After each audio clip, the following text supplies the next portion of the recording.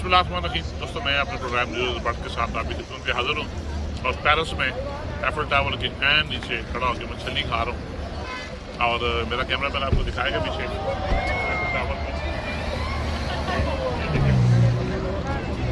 سارا دنیا جہاں کی بسر یہاں پہ آتے ہیں۔ یہاں پہ آپ دیکھیں کہ چھوٹے سے جگہ پہ جو بنا ہوا ہے، یہ ایفل ٹاور بنا ہوا ہے، اس کی سراؤنڈنگ میں آپ دیکھیں کتنے لوگوں کے روزگار کھلے ہوئے ہیں۔ لوگ یہاں پہ اسٹالز بھی لگاتے ہیں۔ میرے سامنے پولیس آئی اور پولیس جو ہے وہ اسٹال وغیرہ اٹھا کے وہ چلے گئی۔ اس کے علاوہ یہ دیکھیں سائڈ پہ میرا کیمرہ آپ کو دکھائے گا کہ بے شمار یہاں پہ آپ کو بوٹ نظر آئیں گی، جہاں پہ آپ کو دنیا جہاں کے مسافر، دنیا جہاں کے جو وزٹرز آئے ہوئے ہیں، جو ٹورسٹ آئے ہوئے ہیں یہاں پہ، وہ یہاں پہ سیر کرتے ہیں، ان کو روزگار بنا ہوا ہے۔ بات یہ ہے کہ لوگوں نے رہنا سیکھ لیا، لوگوں نے جینا سیکھ لیا، لوگوں کو سمجھ آ گئی کہ آپ کے بقا اس میں ہے کہ لوگ آپ کو دیکھیں، اپنے اندر اتنی قابلیت پیدا کریں کہ لوگ آپ کو دیکھنے کے لیے آئیں۔